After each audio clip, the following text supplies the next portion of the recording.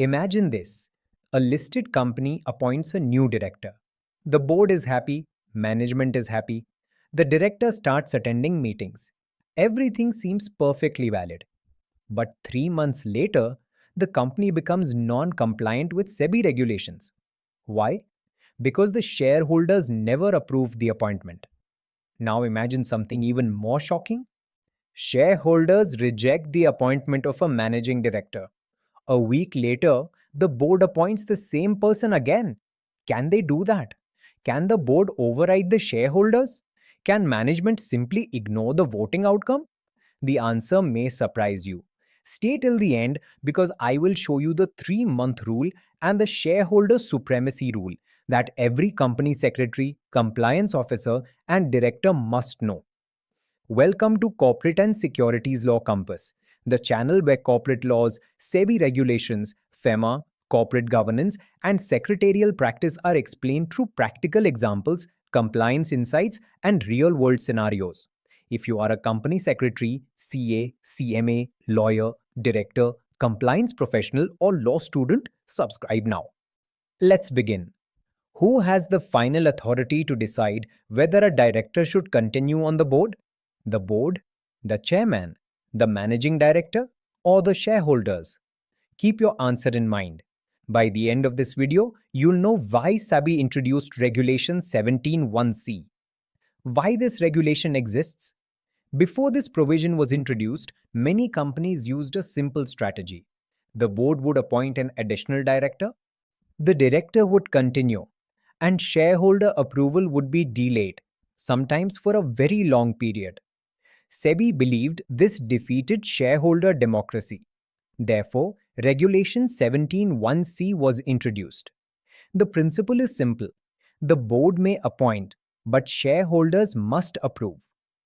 Regulation 17(1)(c)(a), the 3-month rule.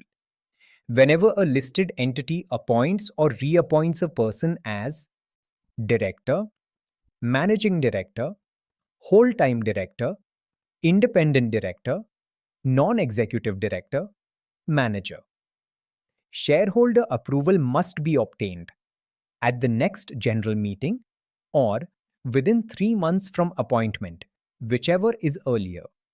Remember those words, whichever is earlier. This is where many mistakes happen. Practical example 1. Appointment date, the 1st of June 2026. AGM, the 20th of August 2026. 3 months expire, the 31st of August 2026. Question. Which date applies? Answer. The 20th of August 2026. Because AGM comes first. Approval must be obtained at the AGM. Retention checkpoint. Let's test your understanding. Appointment, the 1st of June. AGM, the 30th of September. 3 months expire, the 31st of August. Can the company wait until AGM? Think about it. Pause the video if required. Answer coming in 3, 2, 1. No. The company cannot wait. An EGM must be conducted before the 31st of August. This is one of the most frequently tested examination concepts. The golden formula. Remember this. Next general meeting or 3 months, whichever happens first. That's Regulation 17(1)(c)(a). Regulatory approval exception. Now comes an important exception. Suppose RBI approval is required, or approval from SEBI, or government approval. What happens if the regulator takes time? Should the company be penalized? Of course not. SEBI excludes the time spent waiting for regulatory approvals. This period is ignored while calculating the 3-month limit. Public sector company exception. For public sector companies, approval may be obtained at the next general meeting. The strict 3-month calculation does not apply in the same manner. Court or tribunal nominee exception. Suppose a director is appointed by RBI, court, NCLT, tribunal, financial sector regulator. Does shareholder approval under Regulation 17(1)(c) apply? No. The provisions specifically exclude such appointments. Now let's discuss the provision that makes Regulation 17(1)(c) extremely powerful. And it is based on one principle. Shareholders are supreme. Regulation 17(1)(c)(b). Imagine this. A resolution is placed before shareholders. The shareholders reject the appointment of a managing director. What happens next? Can the board simply reappoint the same person next week? Many people think yes, but the answer is no. Shareholder supremacy rule. If shareholders reject the appointment or reappointment of director, managing director, whole-time director, manager, the board cannot override that decision. Fresh shareholder approval becomes mandatory. This is one of the strongest governance protections under Regulation 17. Practical example: AGM. The 30th of September. Resolution for managing director. Shareholders reject it. Board meeting, the 10th of October. Board again appoints the same individual. Is this valid? No. Fresh shareholder approval is required. Without it, the appointment violates Regulation 17(1)(c)(b). Why did SEBI introduce this rule? Because shareholders are owners. The board manages the company, but it cannot ignore shareholder decisions. This regulation prevents boards from bypassing shareholder will. Important disclosure requirement. Suppose the company wants to recommend a previously rejected person again. Can it simply place the resolution? No. The notice must contain detailed justification from the NRC, detailed justification from the board. Reasons for recommending the person: experience, skills, business rationale, governance rationale. Everything must be clearly explained. Secretarial audit red flags. Whenever you review a listed company, ask: Question 1. Was shareholder approval obtained within the prescribed timeline? Question 2. Was the earlier of AGM or 3 months considered? Question 3. Were any regulatory approval periods excluded correctly? Question 4. Was the person previously rejected by shareholders? Question 5. If yes, was fresh approval obtained? These 5 questions can identify most compliance failures under Regulation 17(1)(c). Remember only 2 rules. Rule 1. Board appoints. Shareholders approve. Rule 2. Shareholders reject. Board cannot override. Remember these 2 principles and Regulation 17(1)(c) becomes easy forever.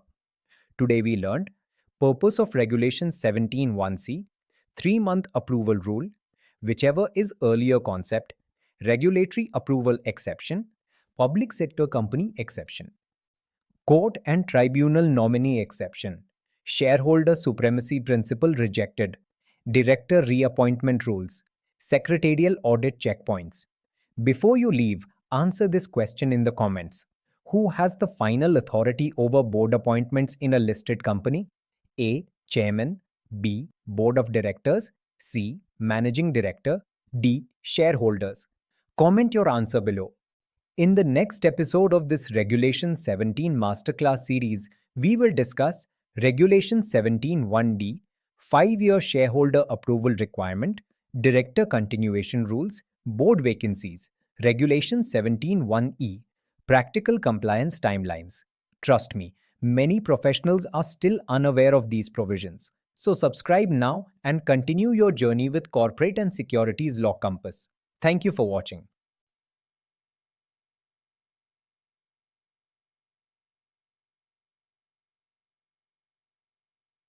Disclaimer: Viewing this video or accessing the content on this channel are free and does not create any professional, advisory, or client relationship between the speaker and the viewer. The content is shared solely for general educational and informational purposes.